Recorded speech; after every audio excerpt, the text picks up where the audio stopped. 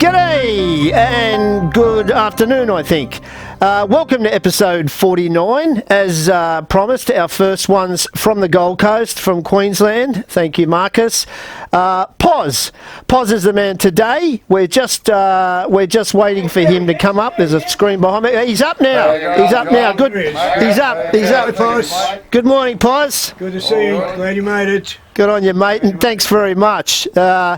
Absolutely terrific the way that he's decided to join us today and get his story out. Really appreciate it, Poz. Okay. Do you want to kick off with... So we'll start off for my youth days going through the Westbrook sort of scenario there. All right. Okay. Right now, my name's Ray Posside. I was born on the 26th of April 1946. That was at Coffs Harbour, and Mum and Dad finished up. We all packed up and finished up in Brisbane. Now, when I was a youth there in my younger days, 13-year-old, running around town with all the other no-open kids like we all were, but having good times. But yeah, I got involved with a little point where I got caught by the police for stealing a few shillings and was charged with stealing, and I was sentenced to Westbrook, which was a notorious boys' home on the outskirts of Toowoomba. I was sentenced when I was about 13 and a half or something, and till the age of 18. And that's when you become 18 years old. You were classed as a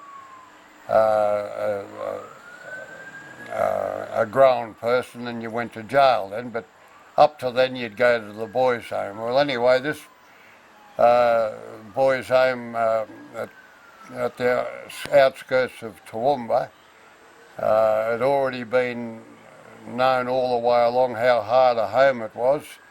And it wasn't just for kids that done crimes or anything. It was for kids that played up when they were young, orphans and that.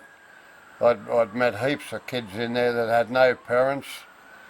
And as my first encounter of the home itself, it stands long inside me. Anyway, I was at the end of my bed, looking around the place to see what's happening. Anyway, another inmate walked past, and as he's going past the bed, he's let fly and he's hit me straight in the snout. Well, anyway, the punch wasn't very severe, wouldn't have hurt a fly, but anyway, there was plenty of blood flew out of my nose. And I said to this kid, I said, what was that for? Oh, he said, you'll find out one of these days. I said, oh, yeah. So the screw that was on duty just grabbed a pillow slip and said, here, clean yourself up. So I cleaned myself up a bit, and I said, Jesus. Anyway, this bloke that was walking around that done this to me, I caught up with him later on and squared up, which was pretty good. I couldn't work out why all this was happening with these kids, certain blokes, and they called them sergeants, and them kids would walk around the home and they'd take control of the other kids. The screw himself would be sitting down somewhere having a sleep, and these other, the sergeants would be walking around there. Well, they used to get up to things like molesting the other kids. They were older blokes, you know, they weren't 18 yet, otherwise they'd have been gone. But they had the run of the prison because lazy screws couldn't do their own job. And I had a hell of a bad time from that day on. I thought, well, here we are, we're all in prison, and have a look at these blokes here working with the screws and things like that. It was pretty hurtful for me how it all eventuated, because I just said there and then, I won't be staying here. Well, anyway, I was only in there about 6 months, and we organised in between a certain crew of the boys to have a mass escape. because what was happening in the days, it was run by the Queensland government enforcement place for the boys' home. So we said the only thing we can do, we've got to bring this out to the public, do a few things and get the public to come in and have an investigation of the cruelty, the kids that were getting molested and dealt with other boys and that. So we had what was a mass escape from the tea time meal. I just braced myself and go back into that. So the time for the escape was what the plan was. We have our tea, and when we come out of our celebrity restaurant, as they call them, we come out where we had our tea in a big line, and we lined up, and that's where it all happened. We all dispersed. We said, go. We said, well, they're not going to be able to catch and chase.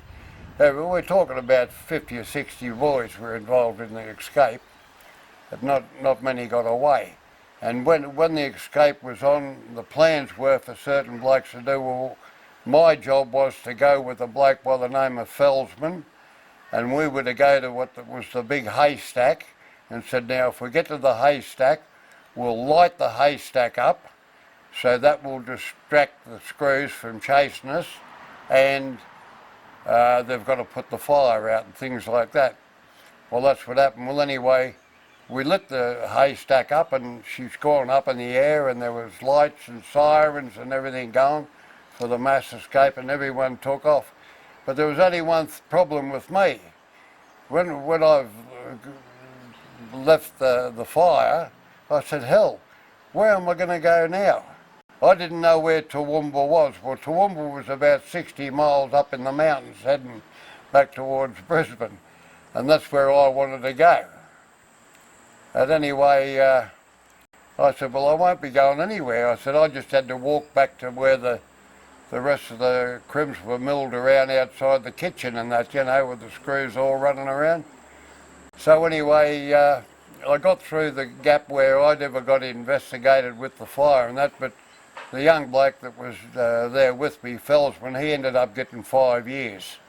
He got 5 years straight to Bogger Road he went. He was only a minor too. He went from there straight to there, he got 5 years. 5 or 7 at my, no, 5 years I think it was. So that was the end of the first escape. They ended up rounding most of the blokes up again down the track. They caught them all within a few weeks.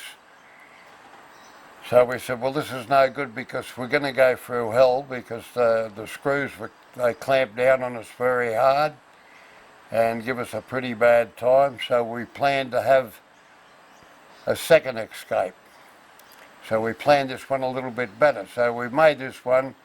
But we had a rec room there that we used to go after tea. You'd go to the rec room, which was just a big hall sort of thing, and stay there till about 8 o'clock, I think it was, 8 o'clock or 8:30.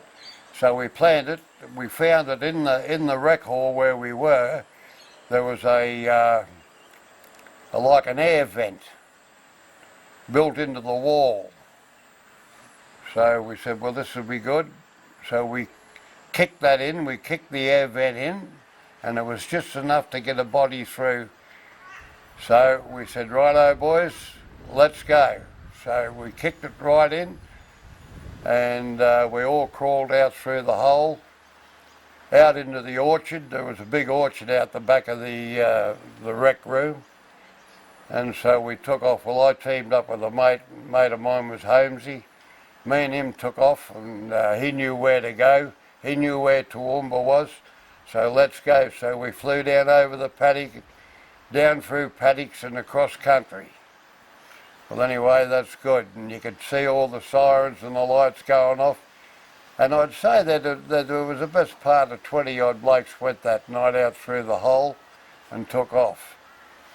So anyway, as it was, we kept going, and as I'm galloping through the paddock, next thing, crash, I've been hit. well, I went up in the air, done a couple of somersaults, and I thought I'd been shot. I said, hello, well, they've caught me and they've shot me. And I said, oh, well, so be it. And anyway, next thing I got to my feet and I dusted myself off, and I hadn't been shot and there was no screws or police or anything anywhere near me. So I said to Holmesy, what the hell was that? What happened? He said, we've hit a barbed wire fence. He said, but it wasn't a barbed wire fence. He said it was an electric fence, which was the farmers used to keep their cattle in, you know. So I said, holy hell, didn't it give me a shock? But anyway, we settled down then. So we ventured on and we got to Toowoomba, which is about 60 odd miles, I think, from Westbrook, 50 or 60 k's. And I said, well, what we'll do, we'll go to where the railway line is and we'll jump on the train. As the train goes up this hill, me and Holmesy had plans of jumping on the Rattler and getting down to Brisbane. I don't know how fast the Rattler was going to be going, but I don't know. But anyway, we were pretty desperate, and that's what we had the plan to do, to get on the train and get down to Brisbane and circulate into Brisbane. But anyway, in the meantime, it was at the back of Toowoomba. It was in winter, and because it was freezing cold, we had no shoes because we'd lost our shoes as we'd been running through the mountains. And because we had frost all over us, and I said to Holmesy, I said, mate, we better go and see if we can find something to get out of here. This is too cold, you know. Anyway, so we went past this house and the house's window was open. So I said, here, because we're still in jail clothes, you know, from the boys' home. So we climbed through the window. There's no one home, of course. We had a good look around to make sure there was no one around. So I said, well, there's a go. There's a window open there, and we go. So we got in there, and anyway, we went through a few cupboards out and got a bit of clothes out, and I said, geez, this is good. I got a pair of long pants on and a white shirt, and I felt, you know, everything was good. And the next thing Holmesy said to me, he said, have a look out the window. He said, we won't be going anywhere. I said, why? He said, there's about 10 carloads of coppers around the house. So they said, come out, hands up. So out we go. We couldn't go any further. So we got apprehended there.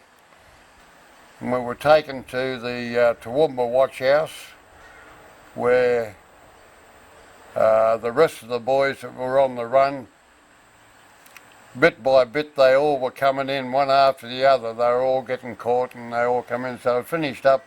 There was 15 of us in the cells there at Toowoomba. And yeah, it wasn't a good night, but How old were you then? I was 14-year-old. I think I went to Westbrook just when I was 13 a bit, where I was only a juvenile. Anyway, so we're in the watch house there, and the screw said to me, he said, here, clean the yard up. I said, what?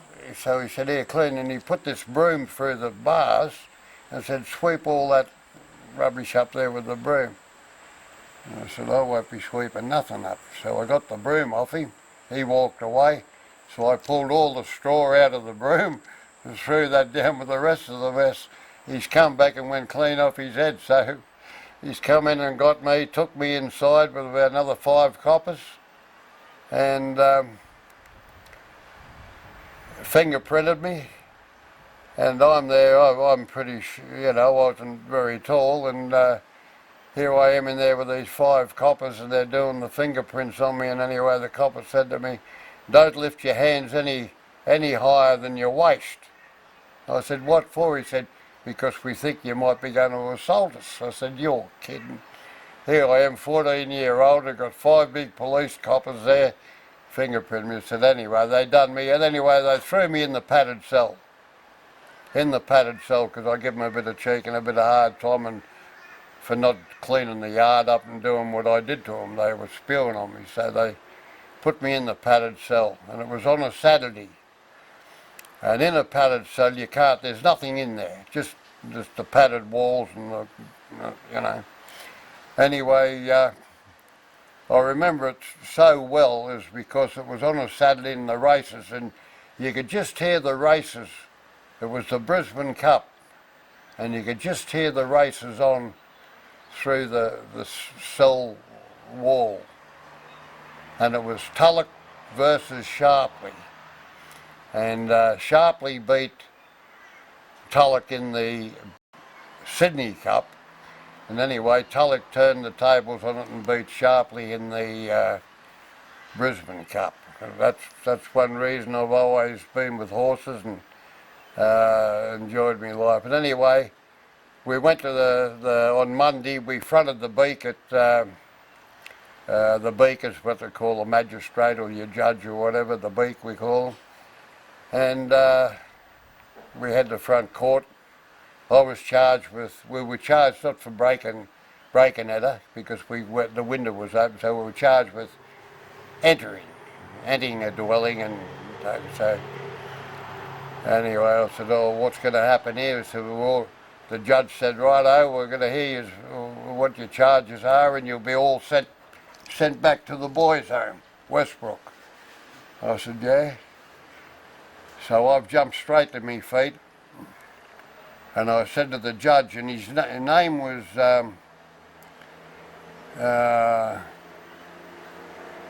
I just can't recall his name now, but I think he only had one arm. Oh yeah, one arm. He only had one arm. He had the black coat over him and he had his little stubble there and had the coat over it all, so we fronted him. And anyway, I jumped to my feet and I said, well, excuse me, Your Honour. I said, I won't be going back to the boys' home at all. And he said, and why not? I said, because as soon as I get back there, I'm going over the fence again. I'm off. Oh, and I said, most of the other boys will be in the same boat. And he said, oh, well, okay. He said, well, I'll fix that up. He said, well, I'll send you all down to Bogger Road. So we were all transported down in two black Mariahs. We were transported down to Bogger Road. And as I said, I was just 14-year-old. Other blokes were a bit younger, a couple of them were a bit older. And the bloke that broke me nose first up when I first went to the home, he was with us. So you can imagine what I've done to him when I've got to Bogger Road in the yard, which is another little story. So down to Bogger Road we go. And my mother and father, they all thought that I was up in a boys' home where you were learnt to do farm work and things. And they never ever knew for one bit because I had good parents, really good parents. And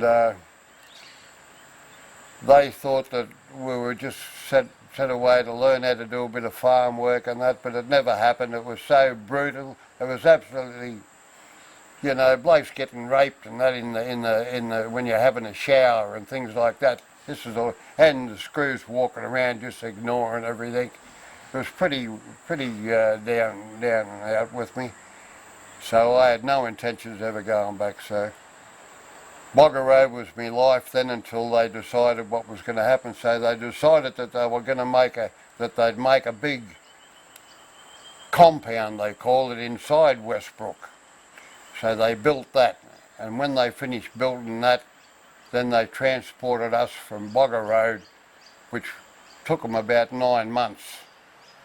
And then they transported us up to Bogger Road. From Bogger Road back up to Westbrook, and we were all placed in the compound. Oh, so, which Bogger Road was Brisbane? Bogger Road was in Brisbane, and they transported us from there back up to Toowoomba, into the compound where you weren't allowed to talk, no speaking, it was all, and it was all just drill work all day. Just running around doing exercises, push-ups till you can't move, treated badly, no communication, you weren't allowed to talk, and they kept that going there for quite some time. Well, anyway,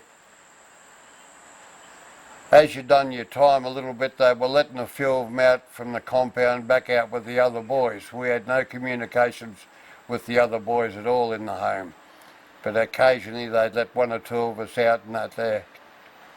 Well, I went right down, and I was down to around about, there was about 6 of us left. And anyway, there was one screw, if you could ever say there was a good screw, but I wouldn't say there's a good screw, but he was a flaccid screw, and he wasn't what I'd say like some of the other blokes. Anyway, I asked him, could he give me a cigarette? Anyway, he gave me a cigarette. He cut the match in half, down the middle, split that, so I got 2 matches and a little bit of phosphorus, so I could light the match with a bit of phosphorus off the matchbox. So I'm in bed. I'm under the blankets, and I said, right, I'm going to have a puff. As a kid, you know, you get giddy, your first cigarette. So I'm there I've got the blankets over my head, and I've had me cigarette, and I've got the smoke under the blankets. Well, next thing, I could hear the click of the door where the screw comes in, and I looked at the door, come out from under the blanket, and I looked at the door. Well, what's happened then, when I lifted the blanket up, the big cloud of smoke come out from the bed. So Eddie's come. I've swallowed the cigarette, the matchsticks, the phosphorus, no evidence. So anyway,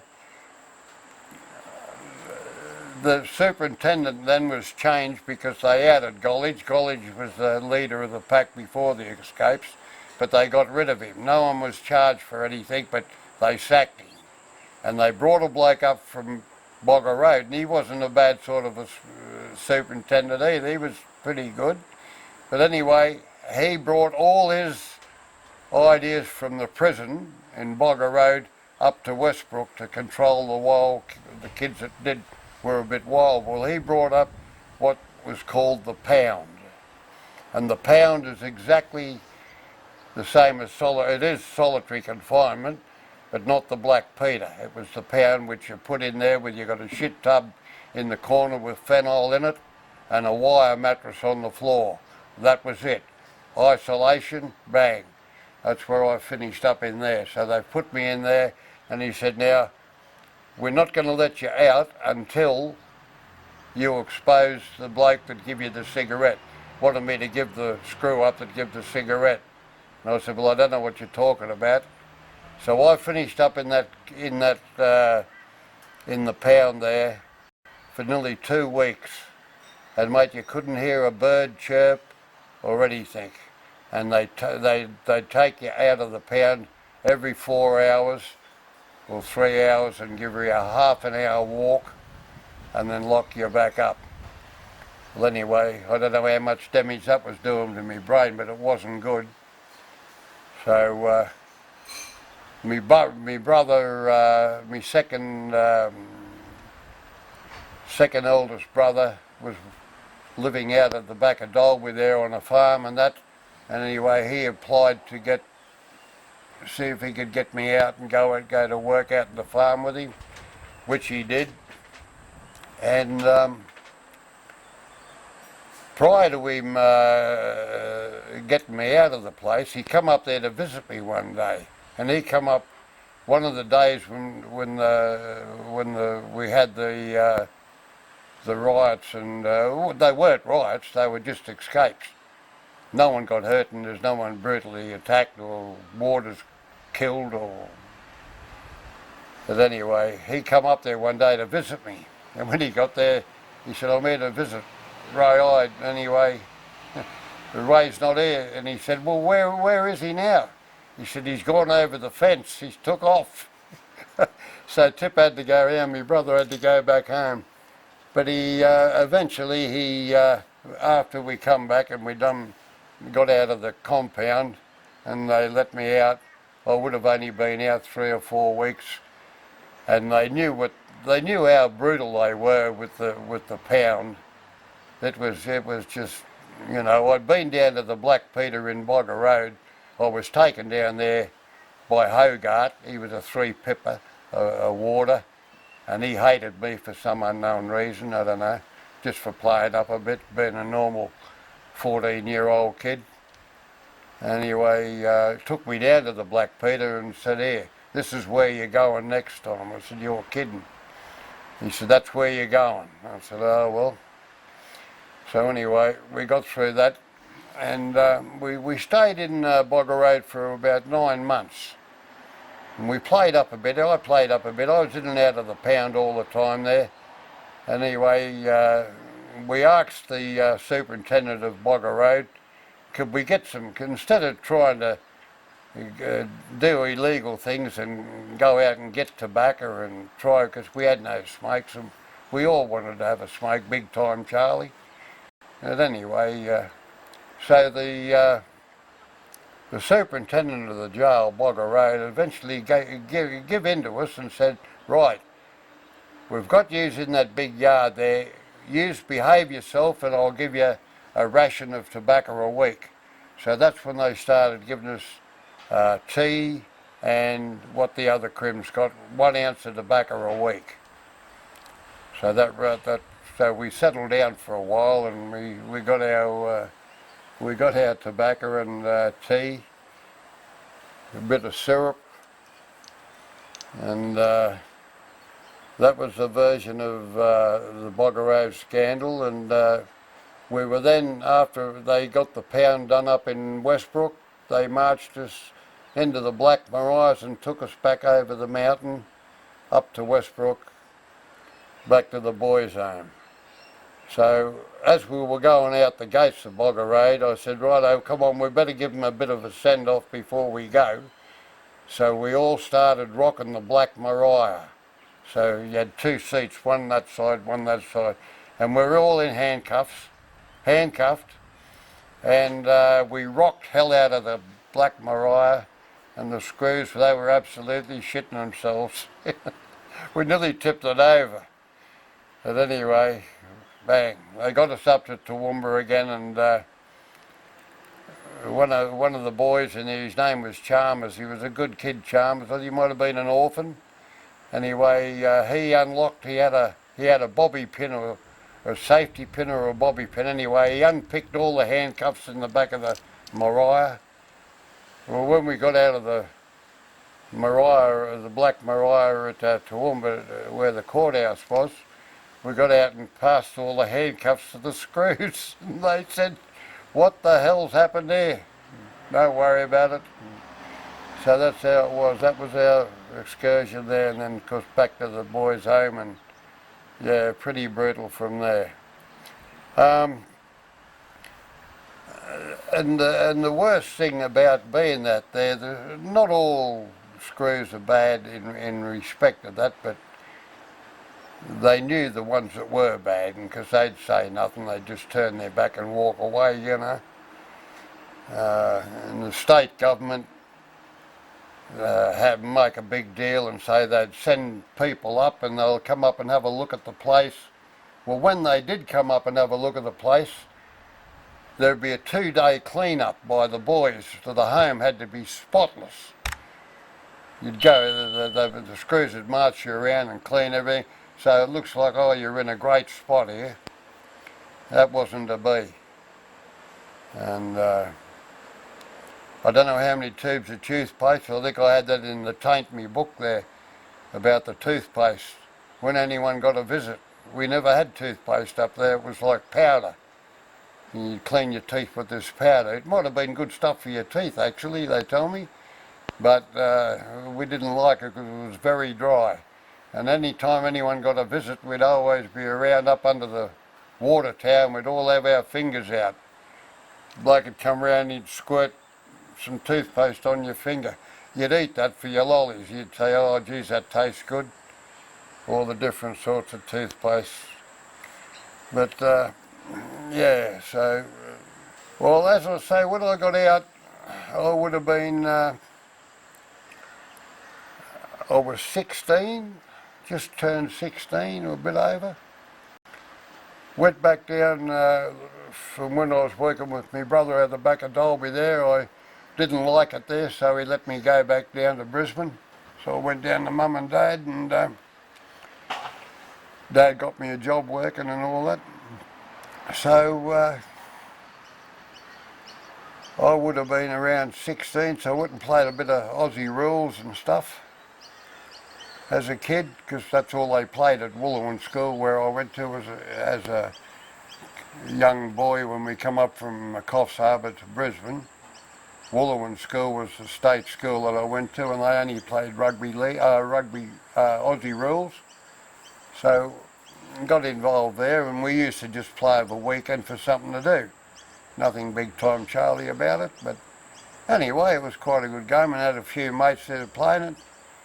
And we'd go and play that of a weekend. We'd go horse riding, play up a little bit there with a few fights and that here and there. But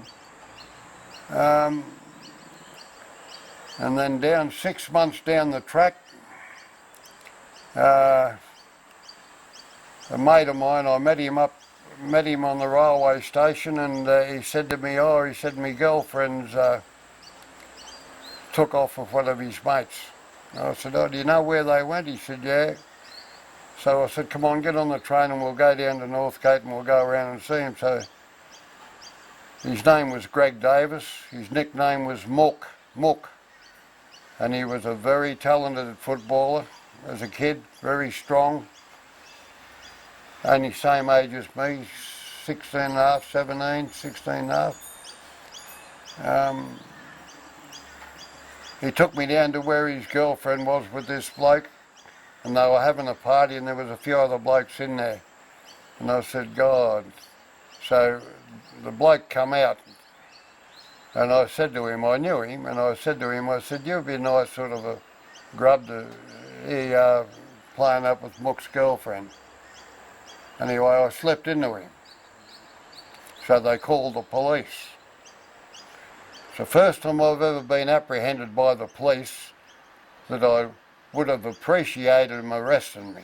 They didn't. They just told us to piss off and get going. Bryce, I know you've come a fair way for this, and the timing had to be good, but you and I go back to the early 60s. In fact, I was at Goulburn Jail. I was in Goulburn Jail believe it or not, in 1960, and I met. It was a jail for first timers, but some of the worst criminals in Australia were first timers, murders and stuff like that, and some really bad ones, and they were there. And you went there a few years later. I walked into the Grafton jail to see how that was. No talk, no nothing. Publicly, not publicly, literally assaulted nearly every day from the screws for minor breaches, like not having a button done up on your shirt or your coat, or not saluting when you walk out of the yard. You'd get a backhander and a back of the head. They'd always king at you from behind. They make sure they're behind you. Wouldn't front up. Very few would front up. Anyway, that was the start of the Grafton prison. So we ended up leaving Grafton after some bloody bad times, and seeing they had the tracks in there. They call them the intractables. That was the prisoners that were violent prisoners and that they couldn't control, and from other jails, and they'd send them all to Grafton, and they were called intractables. So no talk, no nothing. And they were pretty wild blokes too, but I knew a few of them that had been in there that weren't violent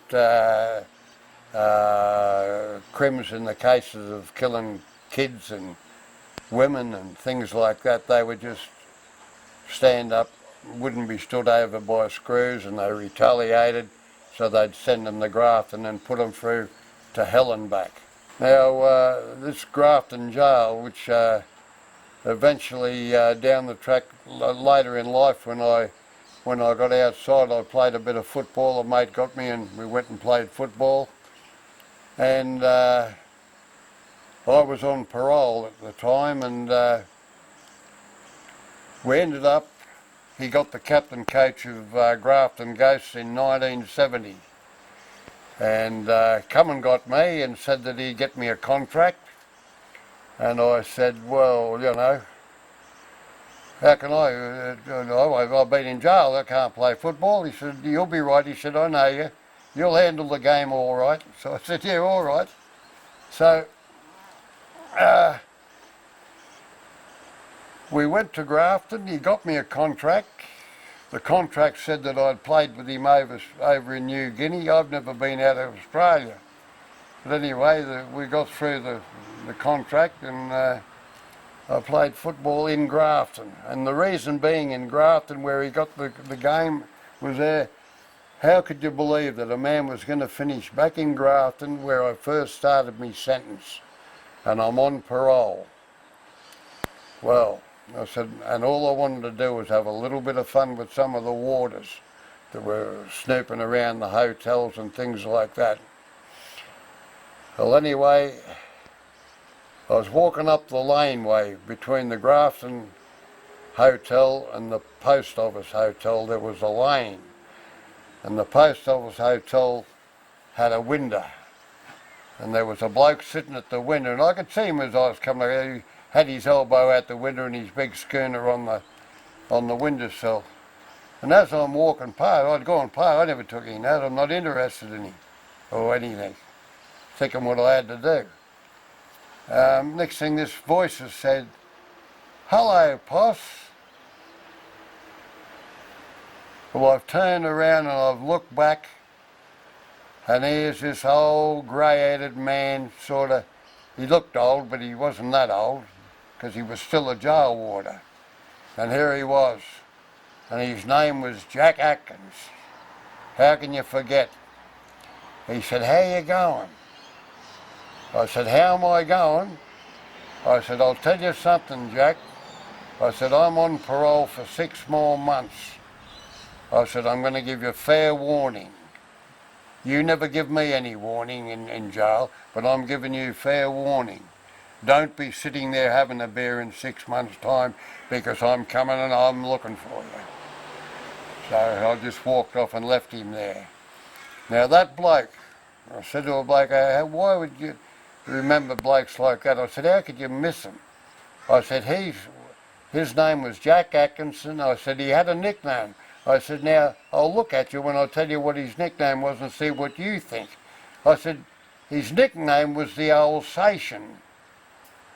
What would you think when I said to you, he's the Alsatian? A murderous fucking big dog, tear you to pieces and belt you and everything like that? Well, that's how he was, and he got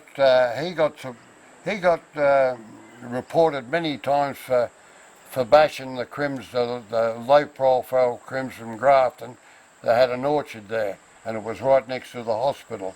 And I know on plenty of occasions the nurses had complained about seeing the brutality going on in the orchards with the little timers that were doing small sentences that were allowed outside, not the blokes inside.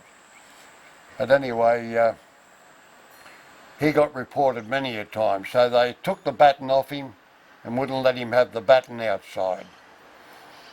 So anyway, inside the prison itself, I was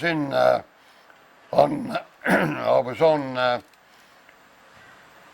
appeal, and we were waiting to get transferred from Grafton Jail down to to Long Bay Jail. So we were waiting for that. Anyway, there was another bloke that good friends of mine, or good run-around mates, who used to get around Cloudland in Brisbane at the dances. His name was Peter Bloomfield. Well, I said to Peter, he was working in the kitchen, and I was in the appellant's yard, and I said to him, mate, can you go and knock me something to eat off out of the kitchen? He said, yeah, I'll do that, boss. He said, I'll get you something. So anyways, went into the kitchen and got a couple of carrots or something, brought them over to me, passed them through the bloody window to me. I got them. Lovely. Thanks, Pete. Well, they've got hold of Peter. This Jack Atkinson, and not himself, He wouldn't have beat one. He wouldn't have beat a fly on his own. They always operated in 4 or 5 out all the time. Very rarely you'd see a screw over an altercation with a crim on his own. They'd make sure you were in the cell where you couldn't move, and they'd give it to you. Anyway, Jack Atkinson was one of the main aggressors to Peter Bloomfield. When my appeal come through that we were to be transferred from Grafton jail to Long Bay, it might have been a month. I hadn't seen Peter for about 3 weeks until I got down. We were taken down on the train. We were taken down by train to Long Bay jail, and Peter Bloomfield was in Long Bay, and Peter still had the castings around his eyes from the black eyes and that he suffered from about 4 or 5 weeks prior to that. He was black and blue and still crook. Yeah, he was an escapee, he was, Peter, and a good bloke. But anyway, he suffered because he got me a couple of carrots and the Alsatian got him. So, and that was a case there of that scenario with going to, we got transferred to Long Bay. And I think there's a case there now where when we got to Long Bay after the train ride from Grafton, went in to get clothes and that, to put in our clothes on for the being charged and sent into the appellant's yard in Long Bay. Well, who should be in the come over? Oh, and he said, "Oh, Queenslanders, eh?" Me and this other bloke that got the 10 years, we were Queenslanders, and we're in New South Wales, long way from home. Well, you wouldn't want to know who it was. It was Johnny Stewart. Johnny Stewart, of all the things that happened to him after that. That's how I first met John Stewart. He got charged for the Whiskey A Go-Go, where 15 people got burnt to death, and he was in there. So that's where I first met him. Like yourself, the guy's a pistol. You know, I mean, he's got plenty to talk about, and yeah. I think what we brought up, there's plenty of material there for him. And yeah, so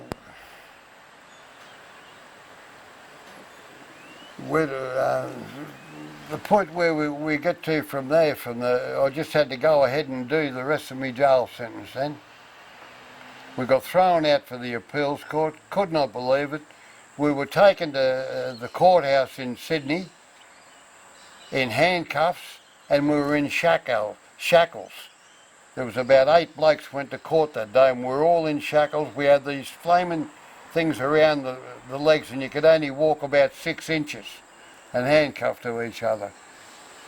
Things that you see in movies and that from years ago, you just wouldn't think it possibly could happen, but anyway it did.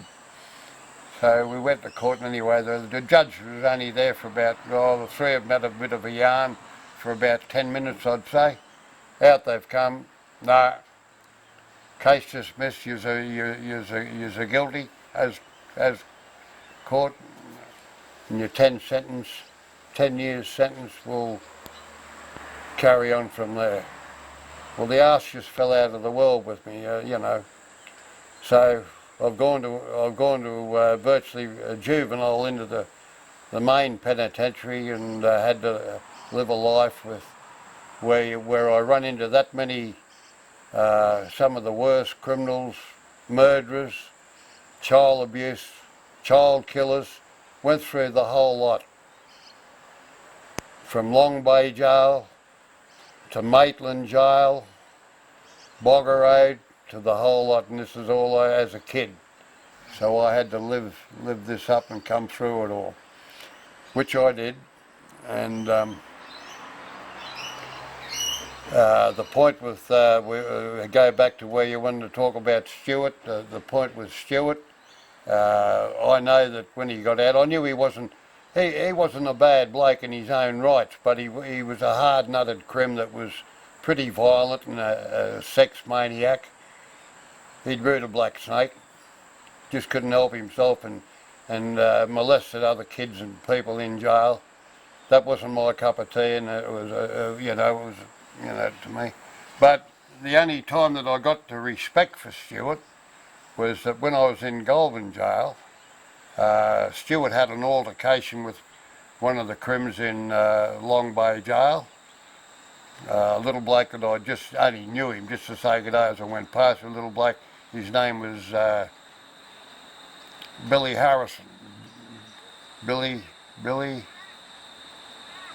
Harrison, that's right. Anyway, Stewart tried to stand over him. Anyway, he picked the wrong bloke because he's a pretty aggressive little fellow, Harrison. I think it was Billy Harrison, Billy Harrison or so, or Jimmy, Bill. Anyway, while Stewart was having a shower, Harrison just ran straight into his showers and got the shiv out and went whack, whack, whack, and chased Stewart out into the big yard, and he just kept driving the knife into Stewart. By this time the screws were apprehended him and got him all dusted up and everything. He was, Harrison was then charged for attempted murder on Stewart. The Stewarts tried to make out that Stewart was a dog because he's given him up for attempted murder. And I could see it all coming along and how it was. I was in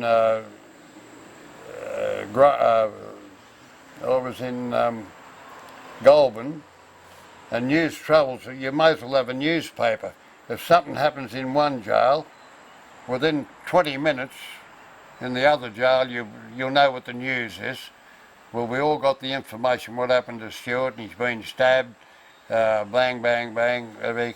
Anyway, they've decided that they'd send Stewart to Grafton jail after few years and that, you know.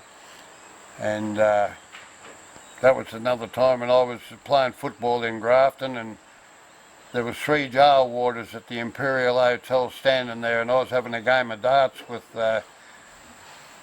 another ex-clown. And he said to me, I was there having a beer and having a game, and the 3 warders, I couldn't stop looking at them because they had their coats and everything on. They're enjoying a nice cold beer. That made me spew, but I never said nothing. But anyway, as I'm playing away, I was walking backwards and that past them, I could hear what they were talking about. Well, so help me God. I listened a little bit more and I just couldn't help myself. I put me darts on the bar. I walked back to the 3 screws and I said, listen, I'm not being a gig. I said, but what you've just been talking about, pal, the bloke you're talking about, Lolback, I knew the screw, Lolback, he was in there when I was there. He was a grub. And he said to me, yeah, Stewart. Oh, yeah, we're going to do this. And when we get him up here, we're going to do this and that to him. I said, are you? I said, I'll tell you what, Lolback. I said, if he walked in the door there now, in this hotel, I said, he'd come over here, and I said, he'd put his finger up your ass. I said, and you'd stand there and cop it sweet. You're a dog and a grub, the fucking lot of yous, to say that what you were going to do to him. Well, anyway, Stewart never got transferred to Grafton. They were there waiting for him. Oh, they were going to give it to him. But anyway, he never got transferred. And he never gave Finch up. Not Finch, Harrison. He never gave Harrison up for stabbing him. And I think Bill might have got 8 or 9 years for that, for stabbing Stewart, but Stewart never said a word.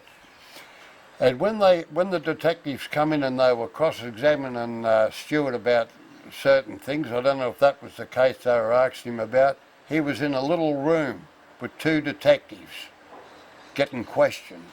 and Stewart bounced over the table and King hit one of the detectives on the chin and broke the detective's jaw. Well, that was great. He never gave a confession or anything to anybody. He broke the screw's jaw, and he got extra time for that. So I've always said, well, there's a bloke there that he finished up the way he dealt with other crims and took a bit of tobacco and that off him and rooted a few of them and things like that. Wasn't good at all. Never went down good with me, but at least he proved that he could stand up with the police, and he never. Mate, he's got a wealth. I'm interested in. Look, I'd like to throw something to you, mate. It's Whiskey a Go-Go. Huge story, John. Absolutely, and I think actually that you met the guys. I knew them. I knew both of them, John Stewart and James Finch, Jimmy Finch. We knew both of them, and the thing is that they got verbal by the police. So common back then, wasn't it? Yeah. And what they did, people don't believe. When I told them, people were shocked, but they actually sewed up when they went to court, they sewed their mouths up. You wouldn't believe it. How staunch and crazy is that? That's saying you aren't getting anything from me. Well, that's right. You're not going to verbals today because we've sewed our mouth up. And how many people you know could do that? Oh, shit. Yeah. And of course, James Stewart died in jail. He died in jail, but Posh maybe can tell us something about that. And also, Finch was released after 15, and he went over to England and surprised everybody by saying that he actually committed the crime. There were 15 people died, and so that shocked everyone. But I think Posh will tell you why. There was a reason why. Yeah. Maybe Posh can tell us why he actually did that too. Absolutely. At least he proved that he could stand up with the police, and he never. And that's how it all went through with the Whiskey a Go-Go. The time of the whiskey went up in Brisbane when there was 15 people. He was charged with James Finch. He was a pommy. They were both in jail in Long Bay. Best of mates they were. So I went my way, of course, but Stewart, he went his way. He went to Sydney out of Long Bay, and he was working in the nightclubs in town and doing a few things for the nightclubs and that. He soon learnt how the corruption was at King's Cross. He learnt how the police were living on corruption with the prostitutes, the gambling, the drugs and whatever. So he's going to have a piece of that. So when he finally ended up leaving Sydney, probably got homesick and probably never got on as well with the Sydney crims because he wasn't very well liked by New South Wales crims and that, but he went back to Brisbane. And then, of course, he got up to Brisbane when they were running riot with the corruption of the police there. Belky Joe Peterson had his police state. Every one of them was corrupt. Not all police are corrupt, but the ones that weren't corrupt knew of the ones that were. And that all come out in the Fitzgerald inquiry, basics of everything. They know all about it more than me or whatever I've even thought about knowing. But one thing they didn't know, that I knew the bloke and I knew that the street carriers on were street people. Anyway, the case come down to the point where Stewart and Finch were charged. He got Finch to come from Sydney, Johnny did, to come up because he was going to run the valley exactly like King's Cross. He's seen how the corruption was with King's Cross and the money that was getting made through the people involved. So he said, well, I'm going to start my own little racket up here in Queensland. But one thing he didn't do, and I know he didn't do, he never got involved with police. He was going to do things on his own, and he got Finch to come up to be his backup with him because they were very fit blokes and they trained hard in jail. They were very fit. I knew Finch well. I gave him one of my last wipes. I threw it over the wall to him. I used to play handball against him and he was fit as bloody 10 men. He was great. It was good to met him, but when he's got out, Stuart's got him to come up from Sydney, and they were going to do their own little thing in Brisbane. But they had one thing that they couldn't do. They wouldn't and couldn't join the police force, as some of the other crims were doing. Some of the low-life crims that I've run into over my life since, doing business with police. It was a no-no. You go and do your best, get a quid the best way you can, and stand up and be counted. But don't go living in the back of the copper's fucking pocket, and which there was that many of them that made you sick. And anyway, Stuart come up, and the word was right from there and then Stuart was going to burn the whiskey. First up, the Torino got burnt. The Torino nightclub in the valley there, between the valley and city. It got torched. The police know all about that. The police know who done it.